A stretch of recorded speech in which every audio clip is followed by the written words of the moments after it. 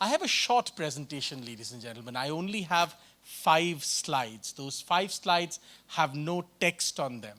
They are only images. We are a text-heavy country. Everybody has many things to say and often says them. I am a writer. I write voluminously. Some people would say too many books. So therefore, I thought this time I will let the images speak for themselves. My presentation is on the promise of India in a VUCA world. Lots of people asked me outside for tea, what is VUCA? VUCA is a standard management term, and now that I have to deal with many people who are from management, I thought let me use that terminology. It stands for volatility, uncertainty, complexity, and ambiguity. It should be obvious to everyone why we are in a VUCA world, because that's really the world we are in. Because this sentence itself is complicated, I thought I will shorten it to 5 images you have to see about India. And this is image number 1. And lo behold, I don't know how to operate this. Third one? Okay, excellent. Wonderful. All right, let's make this interactive, ladies and gentlemen. What is this? It's the Dal Lake. Why is this image here? What's the importance? Why should we talk about this image at all? It is the Dal Lake, but houseboat, local handicraft. As always, quite like me, it's the people who sit right at the back, which is where I usually was to be found in school and college. They have the right answer. It is because of the QR code, ladies and gentlemen. That's right. There. Can you see that? That's the thing. That's what it is. So I want to begin with this image. The Dal, and I was noting how big the Dal is. I think it's 316 square kilometers. The Dal is 316 square kilometers. It is full of houseboats and shikaras like this. It's full of floating markets, and each one of them in Srinagar, in the heart of Kashmir, in the Dal Lake, have a QR code like this. If you want to understand how India is changing, this is a definitive image. All the things you can talk about in terms of national integration, skilling people, providing funds, bank loans, all this is wonderful. Integration happens in small ways, ladies and gentlemen. In small ways. When people start to feel like they belong to a larger community, in this particular case, Kashmiris feeling that they belong to a larger community called India, the signs of that are in small things. We are not a country that understands small things very much. Because everything about us is big. We have large weddings, large this and large that, right? But it's the small things that count. What does this mean? It has greater significance than just the fact that people can pay. It means both the buyer and the seller in this particular case, ladies and gentlemen, the two parties in the transaction are united through a platform called the Unified Payments Interface. I put to you, ladies and gentlemen, that the word unified, so key when we talk about Kashmir, is embedded in that tiny code. That's why it's important. That's why we should talk about it. That's the promise of India. The world is volatile, it is complex, it's uncertain and ambiguous. The promise of India is in the small things. Let's see the next image. Wait. Excellent. We are in this wonderful city. Everybody should know who this is. Who is this?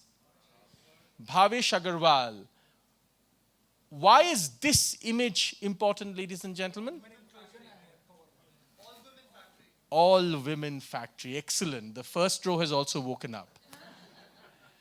It is indeed an all women factory. 10,000 women. Thought we are in Bangalore, so should bring in some Bengaluru elements. That's, of course, Bhavesh Agarwal of Ola. Those are the women who run one of the world's largest EV factories, EV scooters. They make electric vehicles, scooters in this case, and they're all women. Now, how are these women here? There's a backstory to this, and we did the numbers on this. I could have shown you 9 graphs and charts, but I didn't want to bore you, so let me tell you the story. Shamika Ravi is here, so it's particularly pertinent. Shamika Ravi and her husband Mudit Kapoor talk about the silent woman voter. Many of you might know that in Indian democracy, more women are voting than ever before. Now, the natural question for somebody like me when I read that was, but why? But why? And remember, we consistently talk about lack of female participation in the labor force, right? Now, I don't deny that that is a problem, but we may be looking at it through lenses which is skewing some of the analysis. We'll come to that in just a second. When I read that about the silent voters and all these women coming to vote, we began to ask the question, how are these women doing this? Why were so many women not coming to vote all these years and it's happening now? And we found 9 parameters. 9 parameters. And, my colleague and I wrote a long Sunday Guardian article about this.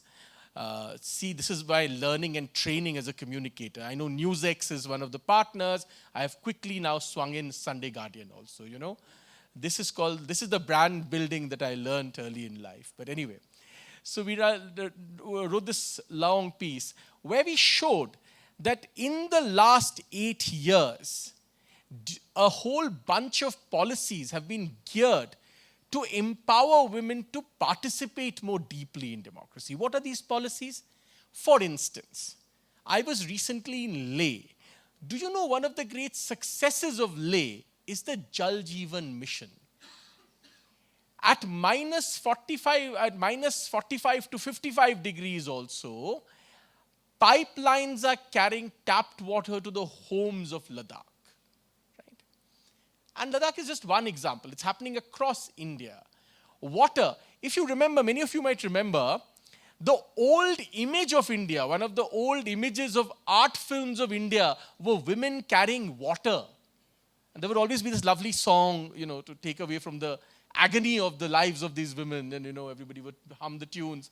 But those women would be carrying water on their head for kilometers on end. Water was really important. And we really believe that the biggest, and we argue this in this article, the biggest benefit that public policy can give to women is not a job, is not empowerment, is not anything else, it is time. Because if you really want to understand where the gap is, it is time. Men have more time than women. If you look at it across, research shows us the biggest problem. Virginia Woolf wrote that wonderful thing called a sort of room of one's own, right? What was she trying to say? Time and space. So water. The move away from wood-powered stoves to gas. The exponential rise in menstruation health. Right? And there are 9 such parameters through which we showed that one of the biggest transformation as far as gender is concerned is not the debates you see on Twitter, ladies and gentlemen. It is that Indian women, at an average, perhaps through public policy, have more time. That's the big difference. And that difference also reflected in this image. Right? An empowerment of democracy, of labor force, and at a broad sense of society. Let's move to the next image. Peak Bangalore. 2 images actually here. Why is this image important, ladies and gentlemen? The one in the corner. Do you know why this is important? We'll come to that part in a minute. Why is this important? Okay, Swiggy and Zomato are both there. What else? All right.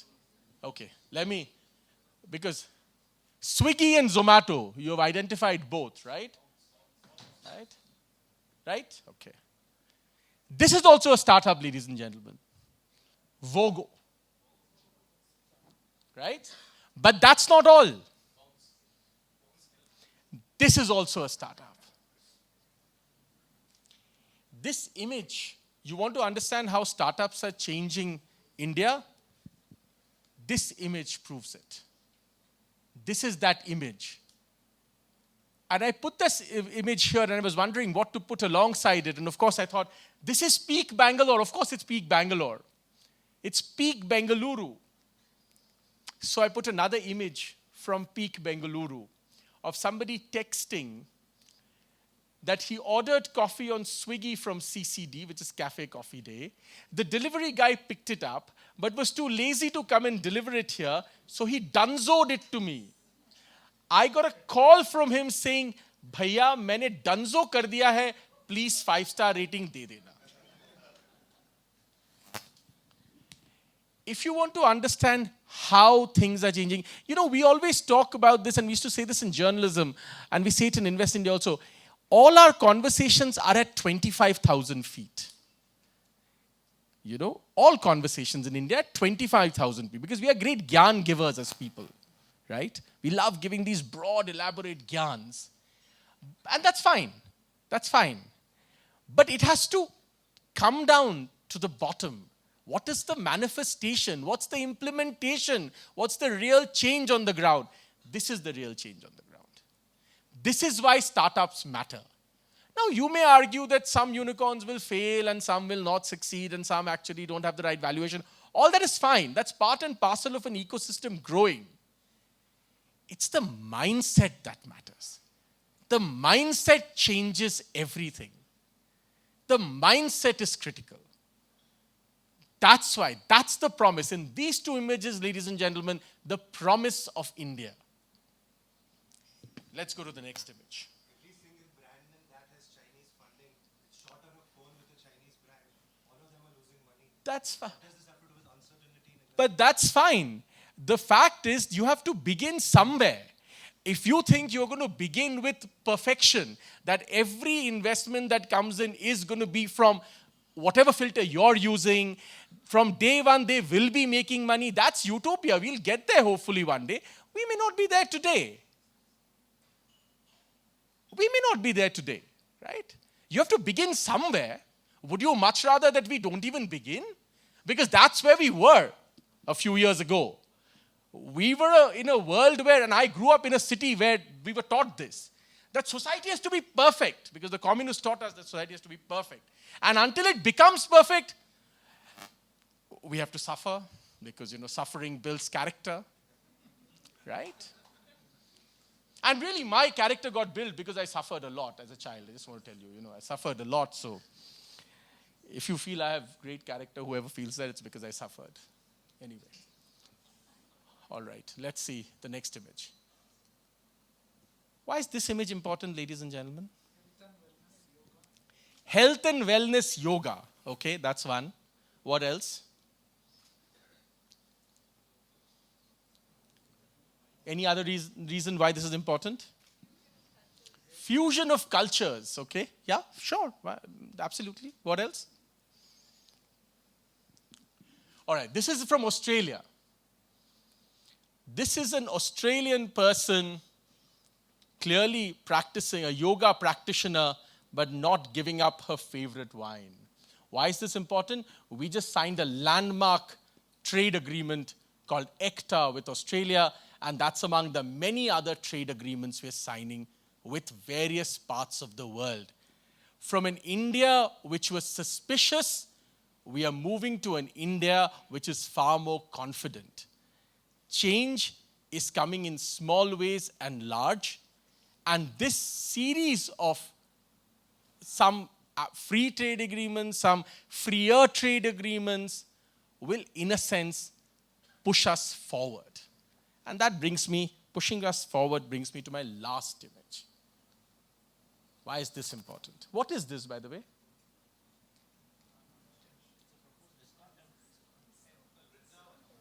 It's the Vrindavan Chandrodaya temple. Why is the Vrindavan Chandrodaya temple important? Because it is going to be the world's tallest temple, 700 feet. Now, when I was writing my Sardar Patel book, a lot of people called me to say, well, why should we have this tall statue of Sardar Patel? Is the statue an only way of respecting Sardar Patel? I'm like, but surely it is one more way of respecting Sardar Patel. It may not be the only way. Would you much rather we don't respect at all?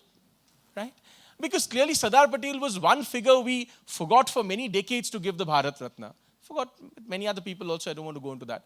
So it was one more way. I put this image in for a particular purpose. If you read history, all rising nations, barring none, all rising nations had one thing in common.